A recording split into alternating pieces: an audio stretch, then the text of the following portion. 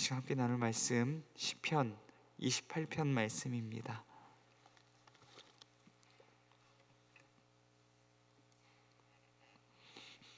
시편 28편입니다.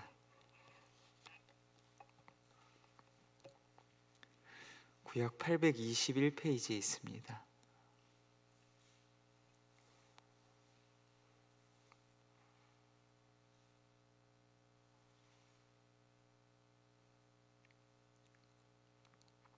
시편 28편 말씀 1절에서 9절까지 우리 함께 교독하시고 9절 말씀 합독하겠습니다. 제가 먼저 읽겠습니다. 여호와여, 내가 주께 부르짖으오니 나의 반석이여, 내게 귀를 막지 마소서. 주께서 내게 잠잠하시면 내가 무덤에 내려가는 자와 같을까 하나이다.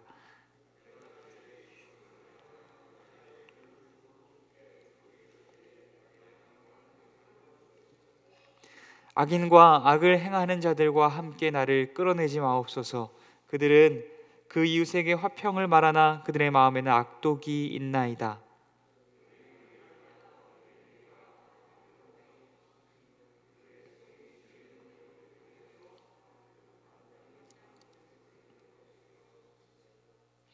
그들은 여호와께서 행하신 일과 손으로 지으신 것을 생각하지 아니하므로 여호와께서 그들을 파괴하고 건설하지 아니하시리로다.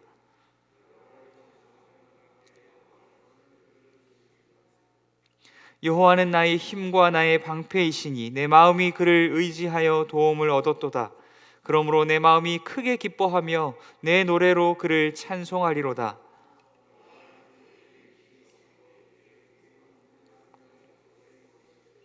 합독하겠습니다. 주의 백성을 구원하시며 주의 산업에 복을 주시고 또 그들의 목자가 되시어 영원토록 그들을 인도하소서. 아멘. 잠시 기도하겠습니다. 사랑과 은혜가 많으신 하나님 아버지, 하나님 참으로 어렵고 힘든 시기 가운데 우리를 지금까지 여기까지 지키시고 보호하시고 인도하신 하나님께 감사와 영광을 올려드립니다. 하나님, 우리의 삶의 이유와 목적과 하나님 우리의 반석과 생명이 오직 하나님이심을 믿음으로 이 고난의 초소에서 이 상황 가운데에서 하나님 부르신 곳에서 하나님을 예배합니다. 하나님 온 마음과 정성으로 하나님을 높이며 예배할 때에 주의 말씀으로 우리를 다스려 주옵소서. 눈에 보이는 상황과 환경도 우리의 마음을 낙심케 하고 절망케 한다 할지라도 주의 말씀 안에서 용기를 얻고 희망을 얻고 소망을 얻고 다시금 일어나 믿음의 길을 끝까지 걸어가기로 결단하는 하나님, 저와 또한 모든 주의 백성들 될 수 있도록 하나님 도우시고 인도하여 주시옵소서. 하나님, 이 시간 다윗을 통하여 우리에게 주신 말씀 나눌 때에 그가 고난 가운데 어떻게 믿음으로 반응하였는지 우리의 마음 깊이 새기게 하시고 고난의 길을 함께 걸어가는 주의 성도들이 주 앞에서 믿음으로 반응하며 나아가는 귀하고 복된 역사가 나타날 수 있도록 인도하여 주옵소서. 함께 하시기 소원합니다. 거룩하신 예수님 이름으로 기도드립니다. 아멘. 오늘 고난 중에 있을 때라는 주제로 함께 말씀 나누겠습니다. 오늘 시편의 본문의 기자인 다윗은 고난 중에 있습니다. 과연 그의 고난은 무엇으로 인함이고 또한 그는 고난 가운데 어떻게 반응하고 있을까요? 오늘 이 말씀을 통해서 기나긴 고난의 터널을 지나고 있는 저와 여러분, 또한 고난 중에 있는 주의 성도들이 고난 가운데 고난을 통하여서 주의 말씀을 듣고 고난에도 불구하고 주 앞에서 믿음으로 반응하며 나아가는 저와 여러분이 될 수 있기를 간절히 소원합니다. 먼저 시편 기자 다윗이 구체적으로 어떤 상황 가운데 놓여 있었는지 우리 말씀을 함께 보겠습니다. 우리 3절 말씀 함께 천천히 합독해 보겠습니다. 악인과 악을 행하는 자들과 함께 나를 끌어내지 마옵소서. 그들은 그 이웃에게 화평을 말하나 그들의 마음에는 악독이 있나이다. 아멘. 시편 기자 다윗은 지금 고난 가운데 있습니다. 그 고난은 아무래도 겉으로는 화평을 말하면서 마음으로는 또한 뒤로는 악독을 품고 있는 자들, 또한 결국 그리함으로 이웃을 삼키고 다윗을 삼키려 하는 자들로 인하여 찾아오고 있는 것 같습니다. 다윗의 원수들은 어쩌면 다윗을 모함하고 공격하여서 그의 자리를 빼앗으려고 하는 내부자들일 수도 있습니다. 혹은 다윗의 원수들은 겉으로는 화친을 맺자고 말하면서 속으로는 이스라엘을 공격해서 삼키려고 하는 이방 적국일 수도 있습니다. 다윗의 원수가 내부자들이건 혹은 이방 적국이건 간에 어쨌건 다윗은 지금 그들의 모략과 모함과 그들의 공격으로 인하여서 어쩌면 그의 자리를 잃거나 그의 목숨을 잃거나 최악의 경우에는 나라를 잃어버릴 수 있는 절체절명의 고난과 위기의 상황을 맞이하고 있습니다. 이러한 상황 가운데에서 다윗의 마음은 어땠을까요? 과연 우리가 다윗의 입장에 있었다면 마음이 어땠을까요? 마음이 온통 두려움과 불안과 걱정과 염려로 가득 차 있지 않았겠습니까? 그렇다면 이러한 상황 가운데, 이 고난의 상황 가운데 다윗이 어떻게 반응하고 있을까요? 다윗은 무엇을 최선의 방법으로 여기고 있을까요? 우리 말씀을 통하여서 함께 확인해 볼 수 있도록 하겠습니다. 우리 본문 1절과 2절 말씀, 본문 1절과 2절 말씀 천천히 합독해 보도록 하겠습니다. 1절과 2절 말씀입니다. 여호와여, 내가 주께 부르짖으오니 나의 반석이여, 내게 귀를 막지 마소서. 주께서 내게 잠잠하시면 내가 무덤에 내려가는 자와 같을까 하나이다. 내가 주의 지성소를 향하여 나의 손을 들고 주께 부르짖을 때에 나의 간구하는 소리를 들으소서. 아멘. 다윗은 고난의 상황 가운데 나를 모함하거나 또한 나를 공격하는 자들에 대항하여서 사람들을, 눈에 보이는 사람들을 쫓아다니고 또한 자신의 억울함을 호소하고 다니며 여론을 형성하고 주변에 도움이 될 사람들을 찾아다니고 군대를 정비하여서 적군들을 반격하기 위하여 준비하고 있지 않습니다. 그것들을 최선의 방법으로 여기고 있지 않다는 것입니다. 그렇다면 다윗은 이 고난의 상황 가운데 무엇을 최선의 방법으로 여기고 있을까요? 다윗은 다른 무엇보다도 먼저 하나님께 간구하며 부르짖고 있습니다. 다윗이 고난 중에 모인 첫 번째 반응은 바로 이것입니다. 기도입니다. 다윗은 오직 여호와의 도우심만 바라며 주의 지성소를 향하여서 두 손을 들고 부르짖어 간구하며 기도하고 있습니다. 다윗은 그의 고난의 시작과 끝이 무엇으로 인함인지 정확하게 알고 있는 것입니다. 나를 모함하고 공격하는 눈앞의 원수와 적군들로 인하여서 고난이 시작되어지고 그들이 그러한 상황이 눈앞에서 사라질 때의 고난이 끝나는 것이 아니라는 것을 그는 정확하게 알고 있는 것입니다. 그러한 것들은 단지 표면적인 현상에 불과합니다.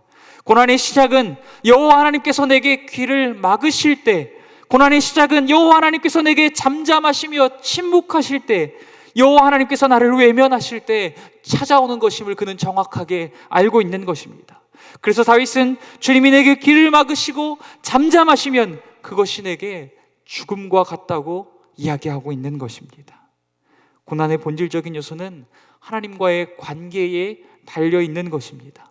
하나님과 멀어질 때 그것은 곧 죽음과 같은 것이며 하나님과 가까워질 때, 우리가 하나님을 가까이 할 때 그것이 곧 생명임을 다윗은 믿음으로 고백하고 있는 것입니다. 그래서 다윗은 고난 가운데 생명을 걸고 여호와를 가까이 하고 여호와를 붙들고 여호와께 매달리기 위하여서 온갖 힘을 다하고 있는 것입니다. 단지 문제의 해결을 넘어서 나의 반석이시며 나의 생명이신 하나님과의 관계의 회복을 위하여서 구하고 있는 것입니다. 여호와여, 다시금 당신의 얼굴의 빛을 나에게 비춰주시며 주님, 내게 응답하여 주옵소서. 내게 말씀하여 주옵소서. 내 기도를 들어 응답하여 주옵소서. 다윗이 그렇게 구하고 있는 것입니다. 사랑하는 성도 여러분, 오늘 저와 여러분은 고난과 위기 가운데 어떻게 대처하고 있습니까? 우리가 무엇을 최선의 방법으로 여기고 또한 반응하고 있습니까? 혹시 우리들이 겪고 있는 문제, 나를 모함하고 공격하며 힘들게 하는 사람, 이런 표면적인 현상에만 눈과 마음을 빼앗겨서 진정한 고난과 위기가 어디로부터 오는 것인지를 잊고 있는 것은 아닙니까? 눈앞에 보이는 문제들만 맞고 해결하기 위해서 안간힘을 쓰고 급급해 하다가 어느새 우리의 마음에서 하나님이 멀어지고 하나님이 희미해지고 있는 것은 아닙니까? 우리야말로 안타까움으로 부르짖으시며 우리를 찾으시고 우리를 붙들기 위해서 최선을 다하고 계신 하나님의 음성에 귀를 막고 있는 것은 아닙니까?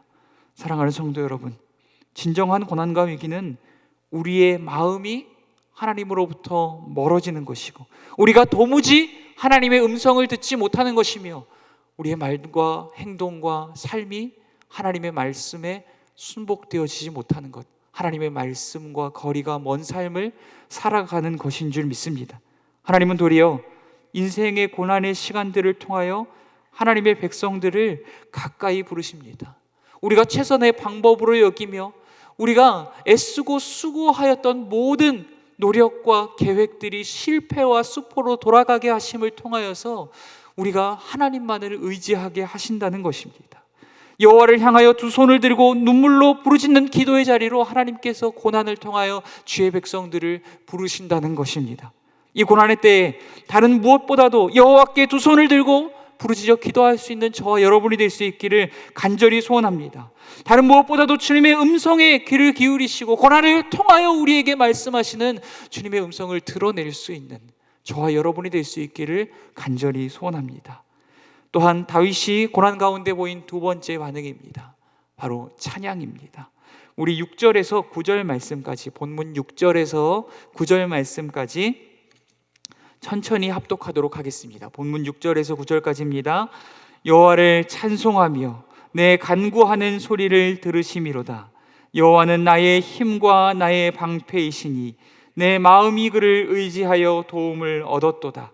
그러므로 내 마음이 크게 기뻐하며 내 노래로 그를 찬송하리로다. 여호와는 그들의 힘이시요 그의 기름 부음 받은 자의 구원의 요새시로다. 주의 백성을 구원하시며 주의 산업에 복을 주시고 또 그들의 목자가 되시어 영원토록 그들을 인도하소서. 아멘. 다윗은 고난 중에 여호와께 기도하고 이어서 여호와를 찬양하고 있습니다.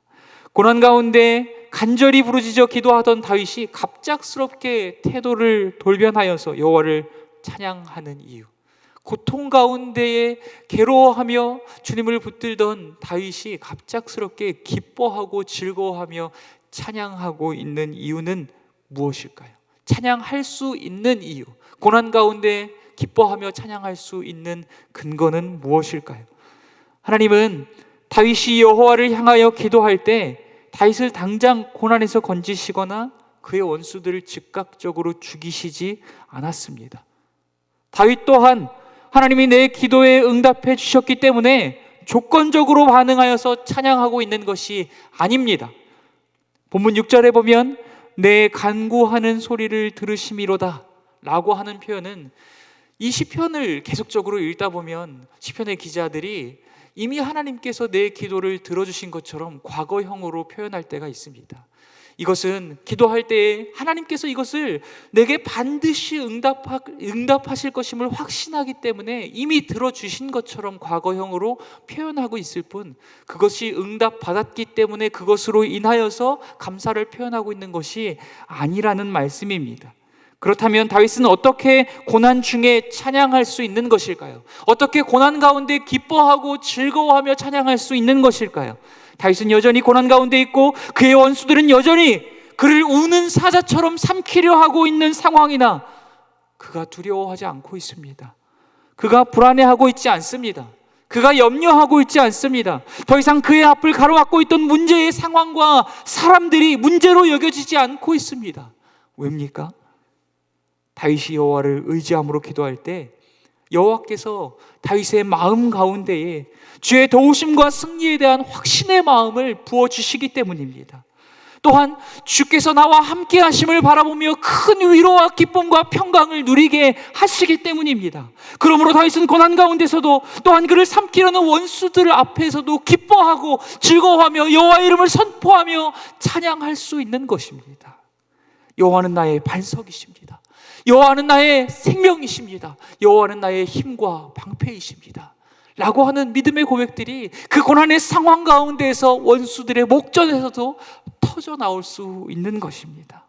다윗은 이제 넘치는 확신과 기쁨 가운데 개인을 넘어서 하나님의 백성 공동체를 향하여서도 이렇게 선포합니다. 여호와는 자기를 의지하는 자들 가운데 힘이시요 요새이시며 구원이십니다. 사랑하는 성도 여러분, 우리도 고난 가운데 있을 때에 여호와를 의지함으로 기도한다면 우리의 이 고난의 상황들이 당장에 해결되어지지 않고 우리를 괴롭히는 사람들이 당장에 죽어서 사라지는 것은 아닐 것입니다. 그러나 그럼에도 불구하고 하나님께서 우리와 함께 하신다는 마음을 우리 가운데 풍만히 충성하게 풍성하게 부어주시고, 또한 하나님께서 우리의 기도를 들으시고 응답하실 것이라는 마음을 우리 가운데 부어주시며, 더 이상 우리 앞에 보이는 문제의 상황들과 사람들이 문제가 되어지지 않을 수 있는 그 믿음의 깊이를 우리 가운데 허락하여 주실 줄 믿습니다. 그래서 고난 가운데 있음에도 불구하고 우리를 괴롭히는 사람들이 여전히 우리 앞에서 건재하고 견고하게 서 있다 할지라도 그 앞에서도 기쁨을 누리고 즐거움을 누리고 위로를 받고 평강을 누리며 하나님의 이름을 높여 찬양할 수 있는 삶이 우리의 삶이 될 줄 믿습니다. 다윗은 고난 가운데 있을 때 여호와를 향하여 두 손을 들고 부르짖어 기도하였고 여호와의 이름을 높여 찬양하였습니다. 하나님은 오늘도 고난을 통하여 하나님의 백성들을 기도와 찬양의 자리로 가까이 부르시는 줄 믿습니다. 우리가 부르짖어 기도할 때 하나님은 넘치는 확신과 기쁨을 우리 가운데 주셔서 고난 가운데 찬양하게 하시고, 하나님의 백성 공동체와 나아가 또한 세상과 우리의 원수와 대적들을 향하여서까지 담대히 찬양하게 하시는 줄 믿습니다. 여호와는 우리의 반석이시오 우리의 방패시오 우리의 힘과 생명이신 줄 믿습니다. 여호와를 의지하며 고난의 자리 가운데서도 기도와 찬양으로 하나님을 가까이 하는 삶, 오히려 고난 가운데서 주의 음성을 듣고 주님과 친밀한 교제를 누리는 삶, 주님을 더욱 가까이 하는 삶 살아가는 저와 여러분이 될 수 있기를 간절히 소원합니다. 우리 이 고난 가운데에 함께 고난의 길을 걸어가고 있는 주의 성도들을 위하여서 함께 기도해 주시고, 또한 우리 원로 목사님을 위해서 기도해 주시기를 특별히 부탁드리겠습니다. 원로 목사님 혈압이 안정되어지고 폐기능이 회복되고 염증 수치가 낮아지며 온몸의 기관과 장기와 혈관과 세포들이 회복되어질 수 있도록 꼭 기도 부탁드리겠습니다. 또한 함께 위독한 상황 가운데 있는 성도님들 계십니다. 우리 김용희 집사님의 시아버지와 또 이경준 집사님의 아버지, 그 성도님들께서도 지금 위독하신 상황 가운데 있습니다. 또한 우리 기억나시는 환우분들, 질병 가운데 고통당하고 있는 우리 환우분들을 기억하시고 함께 그들을 위하여서 기도하는 시간 가졌으면 좋겠습니다. 우리 말씀 묵상하시면서 고난 가운데에 주님을 붙들고 기도하는 주의 성도들과 고난 가운데에 찬양의 길로 나아가는 주의 백성들 될 수 있게 해달라고 기도하시고, 우리 환우들을 위하여서 함께 기도하시고 가정과 교회와 나라와 민족을 위하여서 함께 기도하며 나아갈 수 있도록 하겠습니다. 함께 기도하겠습니다. 사랑과 은혜가 많으신 하나님 아버지, 하나님 고난 가운데